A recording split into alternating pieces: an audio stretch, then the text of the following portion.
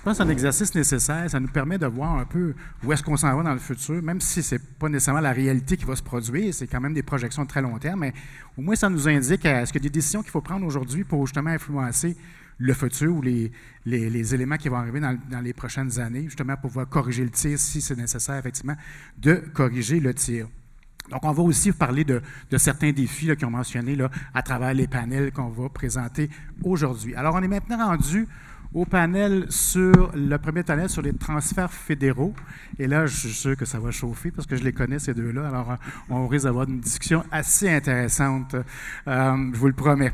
Alors, Marcelin Joannis et Louis Lévesque. Donc, Marcelin Joannis, qui est professeur d'économie à la Polytechnique Montréal et aussi chercheur ou directeur, chercheur principal sur les politiques économiques et budgétaires à Cyrano. Et on a là aussi Louis Lévesque, qui est avec nous, qui est économiste et qui est aussi président du comité des politiques publiques de l'Association des économistes québécois. J'avais une belle introduction, mais je vais faire ça très rapidement pour leur laisser plus de temps justement pour s'exprimer. Alors, pourquoi qu'on parle des transferts fédéraux? Bien, je pense que c'est une partie importante. C'est 20 des revenus totaux du gouvernement du Québec. Donc, c'est quand même une partie assez importante. Alors, on voulait savoir, on s'en va vers où avec ces transferts fédéraux-là? Il y a eu beaucoup de discussions. On a eu des discussions sur les transferts en santé dernièrement, etc. Là, la péréquation vient de se régler ou presque. Donc, on en parle beaucoup. Donc, je pense que c'est important d'en parler. La péréquation, c'est quand même aussi 50 des transferts fédéraux au Québec. Donc, c'est quand même important. Donc, je pense que les deux meilleures personnes pour nous parler des transferts fédéraux et de la péréquation, c'était vraiment Marcelin et Louis. Alors, tout de suite, je pense que je vais te laisser tout de suite la parole, Marcelin, justement, sur ta présentation, puis ça me donnerait plus de temps pour discuter. Alors, Parfait, je te laisse. Merci beaucoup, Yves. Bonjour. Plaisir. Bonjour tout le monde. Il y a d'autres personnes dans la salle qui sont des experts du domaine. On fête les 20 ans de la chaire en fiscalité aujourd'hui. Vraiment, je suis très content d'être là. Merci pour l'invitation. Dans une ancienne vie, j'étais professeur à l'Université de Sherbrooke. J'ai été collaborateur, je pense que c'était collaborateur interne, était le titre ronflant que j'avais. On a beaucoup collaboré pendant ma période sherbrookoise, ma période verte. Donc, très, très content de revenir ici aujourd'hui. Mais j'ai le goût de vous ramener avant la chaire.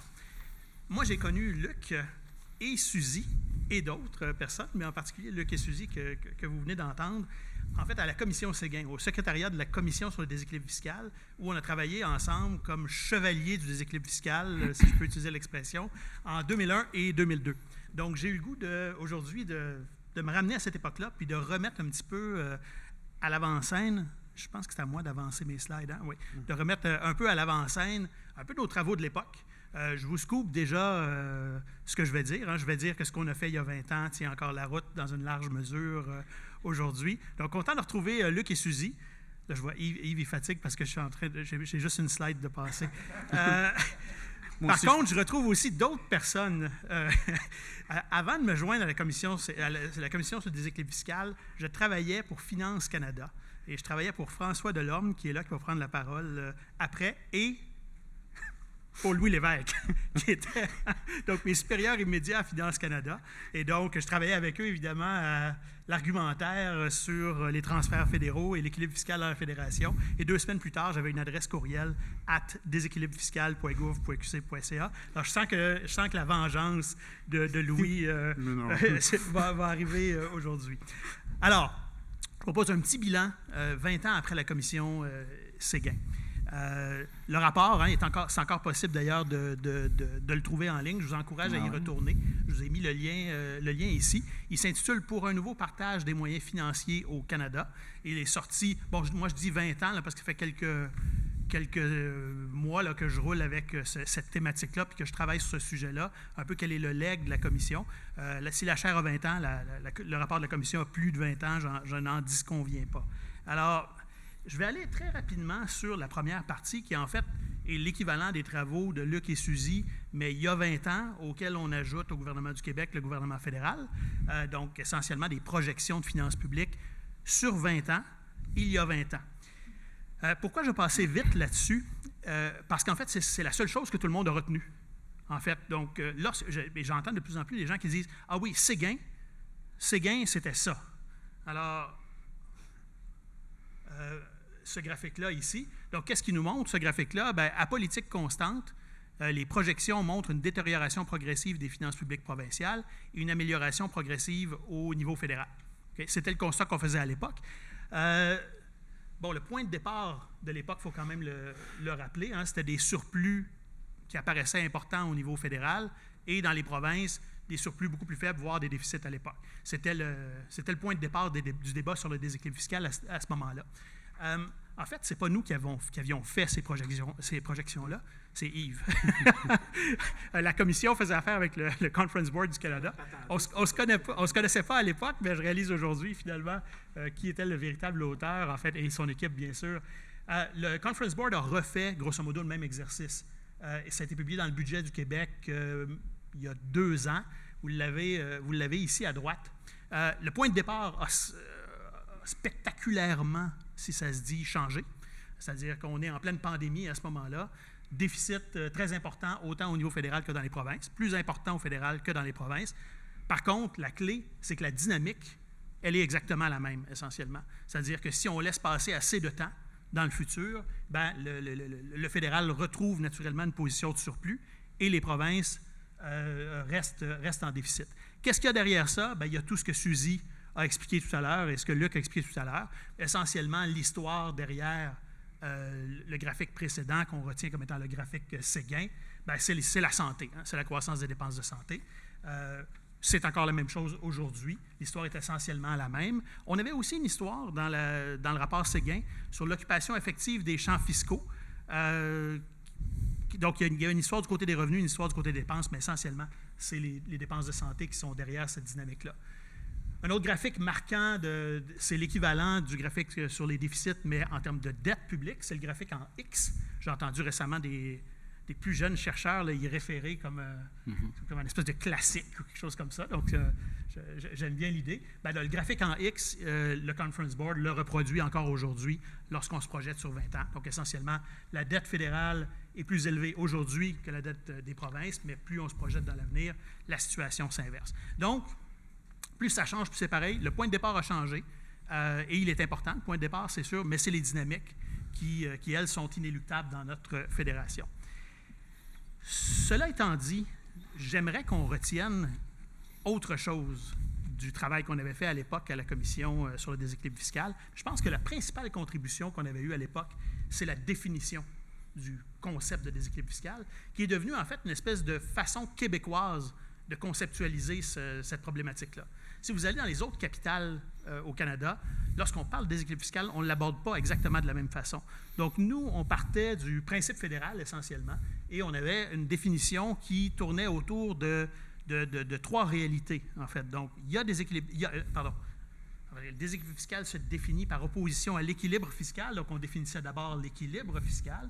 Donc, essentiellement, la voici, là, cette définition-là. Et je ne vais pas tout lire ça, mais je vais, au grand plaisir de Yves, mais j'ai souligné des mots. Donc, imputabilité, on utiliserait plutôt le mot responsabilité, je pense, aujourd'hui. L'importance de couvrir effectivement les dépenses dans les champs de compétences des provinces et un jugement sur les transferts, à savoir s'ils respectent ou non l'autonomie des provinces. Donc, c'est un concept, en fait, qui est beaucoup plus, si on veut, qualitatif, finalement, que ce qu'on a retenu, qui est beaucoup plus quantitatif. Je pense que c'est parce que la commission était composée d'économistes, mais aussi de politologues, aussi d'avocats, et donc il y avait un caractère multidisciplinaire au travail qu'on avait fait à l'époque. Donc, tout ça se quantifie aussi. Donc, dans toute fédération, il y a ce qu'on appelle un équilibre. Dans toute fédération, il pourrait y avoir un équilibre fiscal. Dans toute fédération, il y a ce qu'on peut appeler un écart fiscal, qui est l'écart entre les revenus autonomes du gouvernement fédéral et les dépenses directes, ces dépenses directes dans ces champs de compétences. Okay, donc, ça crée habituellement un écart qui est positif, qui sert ensuite à venir combler un écart qui est négatif dans les provinces. On a ça dans presque toutes les fédérations. Et donc, vous avez cet écart fiscal, ici, qui est comblé par les transferts et qui, si tout va bien, quantitativement, nous amène à 0. Je travaille actuellement justement à tenter de quantifier ce schéma que je viens de vous montrer. Puis en fait, les points fondamentaux sont assez différents du genre d'exercice que je vous présentais au début. C'est quoi les variables clés? Ici, c'est mes A, mon A et mon B, là, notamment. La première chose, évidemment, qu'on veut quantifier puis analyser, c'est les transferts. Ils sont là, eux, sont faciles à quantifier, plus difficiles à analyser au niveau plus qualitatif. Mais le A et B, c'est quoi? Donc, le A, ce sont les besoins non couverts. Donc, l'argument de la commission Séguin, c'était que, en raison du déséquilibre fiscal, il y avait des besoins en matière de dépenses, notamment en santé, mais dans d'autres domaines, qui étaient non couverts. Donc, des ressources insuffisantes pour couvrir certains besoins. Et le B, bien, ce sont les dépenses directes du gouvernement fédéral dans les champs de compétences des provinces, donc l'exercice du pouvoir fédéral de dépenser. Donc, vous voyez qu'on est un petit peu ailleurs dans la conceptualisation du déséquilibre fiscal ici. Donc, selon la commission Séguin, comme ma lecture de la commission Séguin, il y a des équilibres fiscaux verticaux lorsque l'écart fiscal vertical, ce dont je viens de vous parler, n'est pas adéquatement comblé. Au Canada, puis Louis va vous en parler des différents transferts. Au Canada, quels sont les transferts qui visent à combler l'écart vertical? Bien, ce sont les transferts qu'on appelle les transferts sociaux, donc le TCS, transfert en matière de santé, et le TCPS, le transfert canadien en matière de programmes sociaux. On va toujours te demander d'accélérer. Absolument. On avait aussi toute une discussion sur le déséquilibre fiscal horizontal, qui est comblé en principe par la péréquation, qui est appuyée sur le régime fiscal représentatif, le RFR. C'est Louis qui va vous parler de ça. Je veux absolument arriver à ces derniers points-là avant de céder le micro. Quels étaient nos constats en résumé? Un écart fiscal croissant et insuffisamment comblé. J'ai souligné quelques mots ici, là. Donc, limiter la marge de manœuvre des provinces dans leur champ de compétences, des besoins non couverts, transferts fédéraux qui étaient inadéquats parce qu'imprévisibles, soumis à l'arbitraire, assortis à des conditions, et ça rendait, selon l'analyse que l'on faisait à l'époque, hasardeuse la planification budgétaire des provinces et présentait un déficit d'imputabilité. On reprenait aussi la position traditionnelle du Québec sur le pouvoir fédéral de dépenser. Quelles étaient les recommandations? Abolir, ça aussi on a oublié un peu, abolir les transferts sociaux, donc abolir le TCS et le TCPS, et le remplacer par un transfert d'espace fiscal à l'impôt sur le revenu, selon moi, à la taxe de vente, selon Luc. Luc étant plus populaire médiatiquement que moi, c'est sa position qui a été plus retenue. Différentes recommandations au niveau du déséquilibre fiscal horizontal et aussi, très important, le contexte institutionnel. Est-ce que ça a changé depuis 2002? Est-ce qu'on s'est rapproché de l'objectif? Selon moi, je pense que Louis va dire autrement, mais selon moi, très peu de progrès depuis 2002. Moi, je conclus, à l'exception du fait que la péréquation est légèrement plus prévisible du point de vue des provinces aujourd'hui. Je pense que ça, c'est un gain. J'ai toute une étude là, sur ce sujet qui va paraître bientôt. Je pense qu'il faut le reconnaître. La péréquation s'est améliorée à certains égards. Dans l'ensemble, très peu de progrès par rapport à la perspective que nous, on mettait de l'avant à l'époque. Donc, l'analyse demeure pour l'essentiel d'actualité. Par contre, je vais conclure là-dessus, je pense qu'il y a nécessité d'actualiser le travail. Dans le rapport Séguin, ça peut sembler surprenant aujourd'hui, on est il y a 20 ans, il y a des angles morts. Je ne reproche pas à la commission son travail de l'époque, mais quand on fait la lecture aujourd'hui, il y a des angles morts, c'est clair. L'enjeu des ressources naturelles, qui a été crucial dans les 20 ans suivants, était très, très peu abordé. Évidemment, les changements climatiques, on en parlait beaucoup moins à l'époque. Luc et Suzy l'ont mentionné.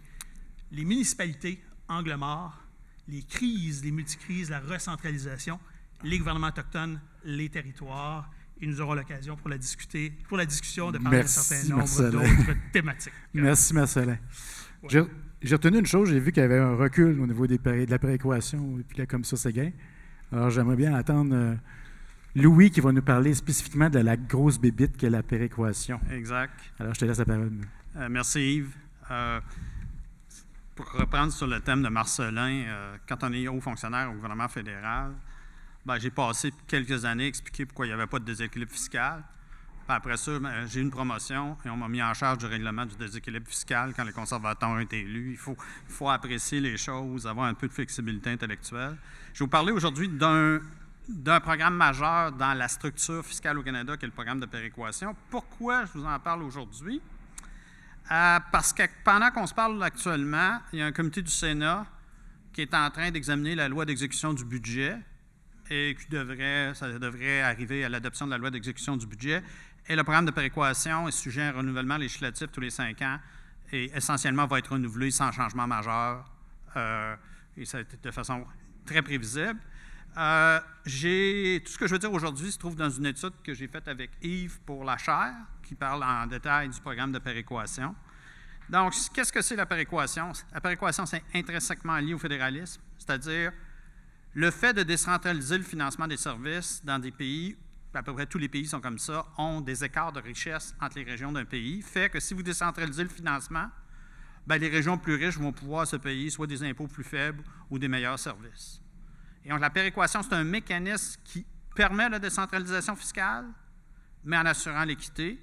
On est loin d'être unique. Les comparateurs les plus évidents sont l'Allemagne, l'Australie, l'Espagne, la Suisse, ont des régimes de péréquation, qui sont des régimes fédéraux à différents degrés, là, dans le cas de l'Espagne, ont des programmes de péréquation.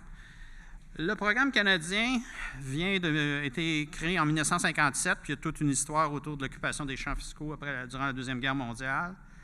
Et le programme, c'est un programme qui est maintenant enchâssé depuis 1982 dans la Constitution. Il relève strictement de l'État fédéral, donc c'est une législation fédérale adoptée par le gouvernement fédéral. C'est un programme vertical, c'est-à-dire que ce sont des paiements par le gouvernement fédéral aux provinces. Il n'y a pas d'échange entre les provinces. Donc, le rôle d'atténuation des disparités fiscales entre les provinces pour permettre la décentralisation fiscale. Pas de conditions, donc paiement inconditionnel. Les provinces aussi sont libres de choisir leur niveau de dépenses et de leur effort fiscal. Ça prend pas compte, le programme ne prend pas compte en termes spécifiques des dépenses de chaque province. Je suppose qu'essentiellement, si on permet aux provinces d'aller chercher des revenus comparables, ils vont pouvoir donner des services comparables.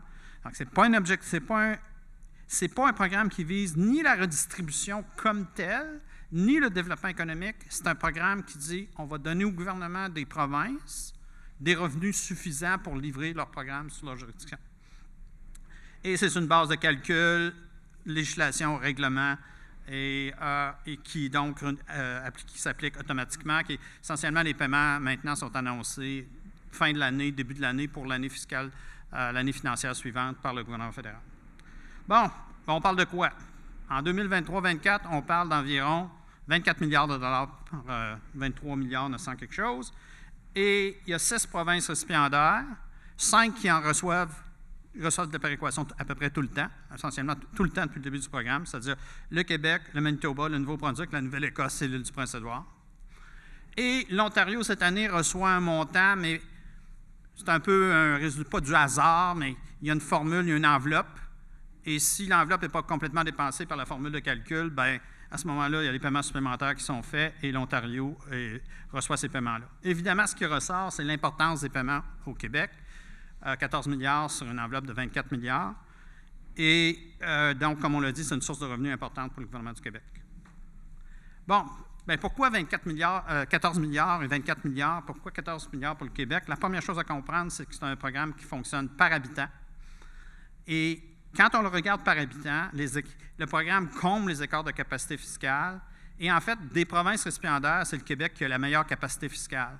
Donc, en termes par habitant, si vous regardez le chiffre de 1639, 1639 qui sont les paiements du Québec, c'est le plus bas, à l'exception du petit montant de l'Ontario, de toutes les provinces récipiendaires.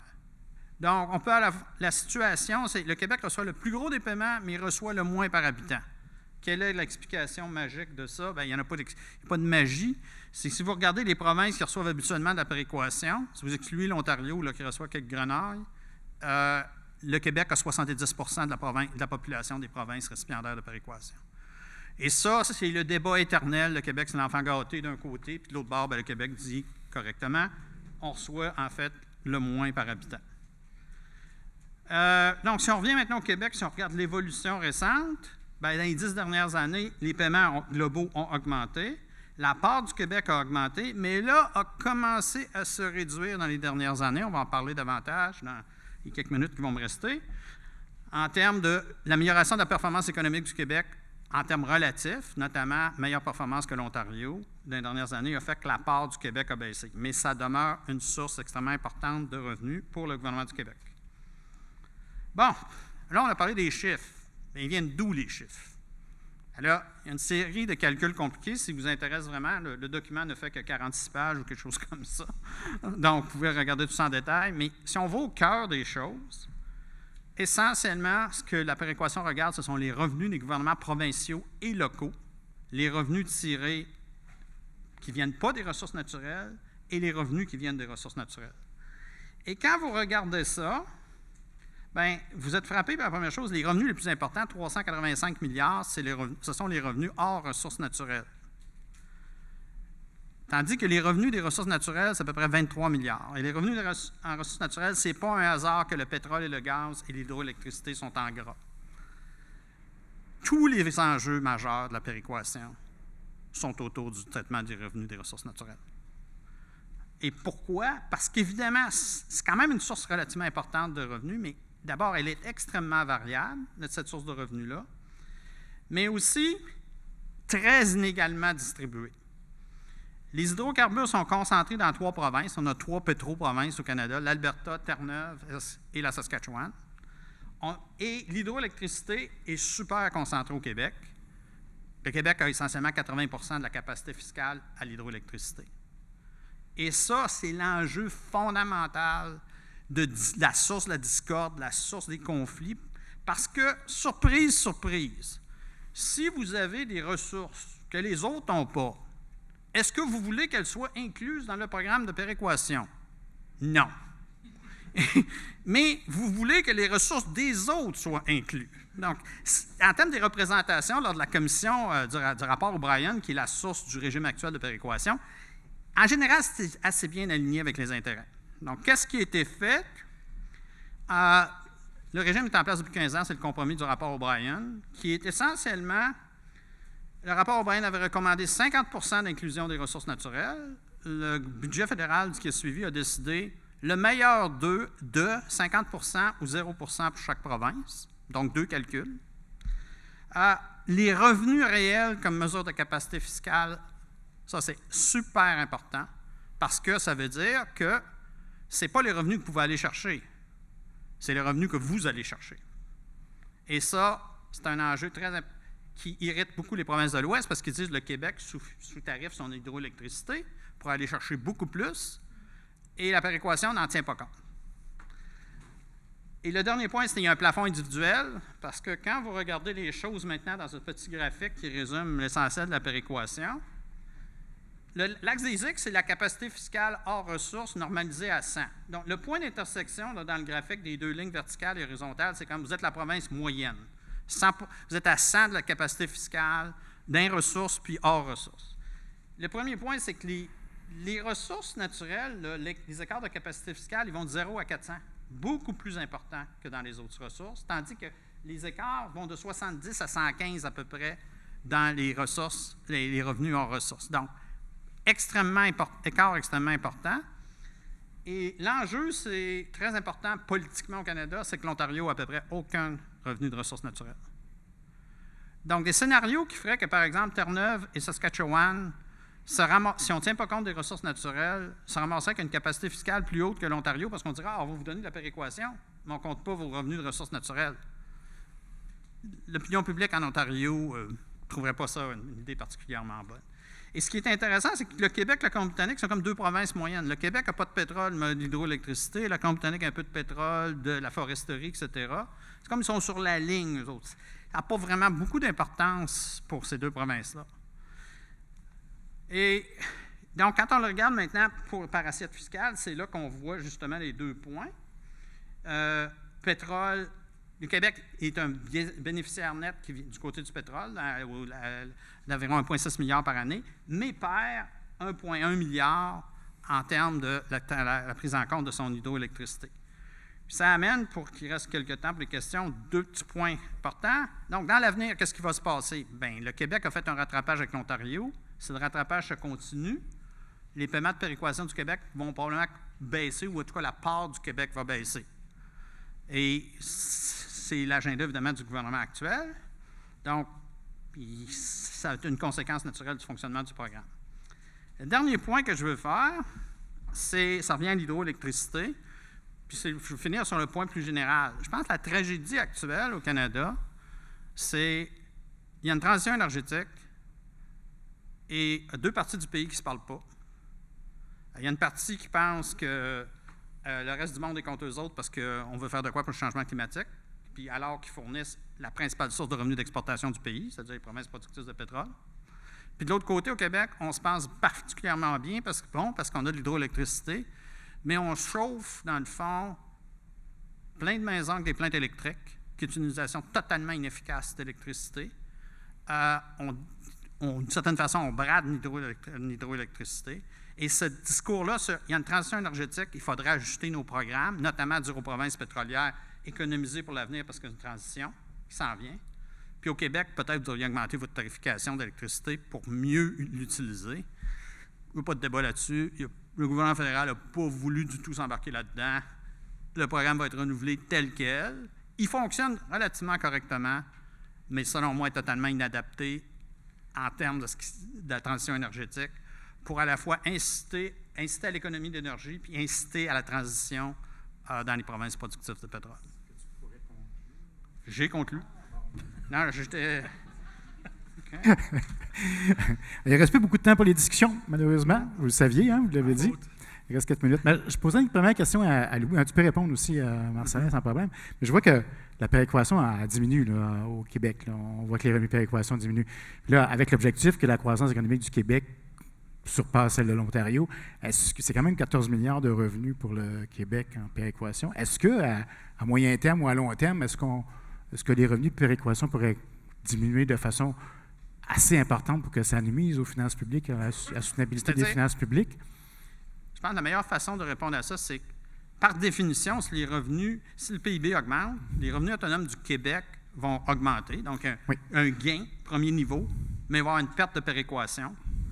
Au final, il va y avoir un peu plus pour le Québec, mais l'entité qui probablement va en profiterait le plus à court terme, c'est le gouvernement fédéral via une réduction des paiements de péréquation. OK. Donc, pour les finances publiques, ce ne serait pas un problème, même si la croissance économique supérieure ne va pas nécessairement amener autant d'argent que la péréquation. C'est-à-dire qu'il va y avoir plus de revenus autonomes, moins de revenus de transfert.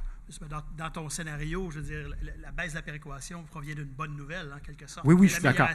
Notre programme de péréquation, il ne fait qu'une chose, là, il corrige la capacité fiscale, les déficiences de capacité fiscale des provinces en dessous de la norme. Donc, excellente nouvelle si on se rapproche de la norme, hein, qu'on en a moins besoin. Et sur la question de la péréquation, moi, j'aime bien rappeler aussi, parce que ce que Louis dit en filigrane, c'est qu'essentiellement, la péréquation actuellement, c'est un bargain politique. Hein. C'est essentiellement moi, j'utilise plus le mot bricolage parfois, là, mais c'est un résultat d'une négociation de nature politique. T'sais, au Québec, il y a quand même encore, je ne sais pas moi, 35-40 % de gens qui sont favorables à l'indépendance du Québec. Oui.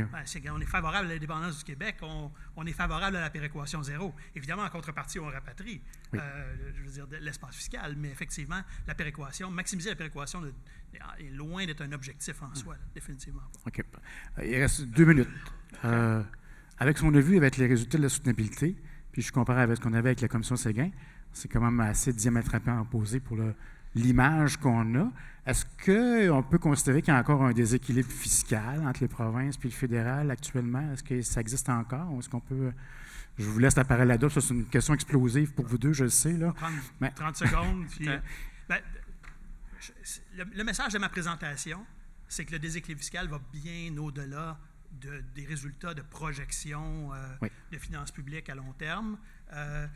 Les projections de finances publiques de soutenabilité, actuellement, pour le Québec, elles sont très, très sensibles aux hypothèses qu'on fait, notamment sur les dépenses de santé. Et donc, l'analyse de sensibilité là, peut faire tomber les choses dans un sens ou dans l'autre. Donc, pour moi, le déséquilibre fiscal est un concept qui est beaucoup plus global, beaucoup plus fondamental que ça. C'est comment est-ce que l'écart fiscal qui existe dans la fédération est effectivement comblé. C'est le volet qualitatif, c'est le volet quantitatif, financier, mais aussi le volet plus qualitatif. Pour moi, les résultats, aussi intéressants soient-ils, de votre plus récente étude, ne changent pas la donne au niveau du qualitatif. Tout à fait. Ce n'est pas des prévisions, effectivement, comme on dit, la soutenabilité, ce n'est pas des prévisions qu'on fait, mais c'est vraiment juste une image qu'on essaie. De projection. Pas de projection, mais... Moi, je ne sais pas si on peut remettre la présentation de... Si ça prend trop de temps, ce n'est pas grave. Là. Je pense que c'est nous qui avons le contrôle. Hein? C'est nous qui avons le contrôle. Non, on a 42 secondes. C'est ça, il reste 40 secondes. Il y avait une diapo de Marcellin il y avait 3 éléments de déséquilibre fiscal. Moi, je ne suis pas d'accord avec Marcellin sur le fait qu'il n'y a pas eu de progrès depuis 2002. Je pense qu'il y a eu des progrès extrêmement importants, notamment l'adoption du standard du province, la péréquation est améliorée, les transferts en santé ont été augmentés. Ton micro n'est pas allumé. Mon micro ne fonctionne pas. Je suis pas assez proche. Juste au moment où tu dis que tu n'es pas d'accord avec moi, là, le micro coupe. Malheureusement. C'est Suzy qui a fait ça. Ah, non, c'est pas vrai. Je sais. Prends le micro de... Le premier. Ah, je peux prendre le tien, oui. Donc, essentiellement, Il y a eu progrès sur les 2 premiers éléments que Marcelin a soulevés, à la fois la prévisibilité des transferts, puis la dynamique des finances publiques du Québec des 20 dernières années, en fait, a été excellente, c'est la meilleure des provinces canadiennes. Le risque, c'est ce qu'identifie le 3e élément que Marcelin, c'est l'utilisation du pouvoir fédéral de dépenser. Quand j'entends la ministre fédérale des Finances qui dit le soin dentaire, c'est une amélioration importante. Oui, mais c'est une amélioration importante. Vous prenez des engagements à court terme, pas de financement adéquat. On a déjà eu ce show-là. On n'a pas encore financé la santé complètement correctement. Donc, pour moi, c'est le risque, c'est le programme, c'est le pouvoir fédéral de dépenser.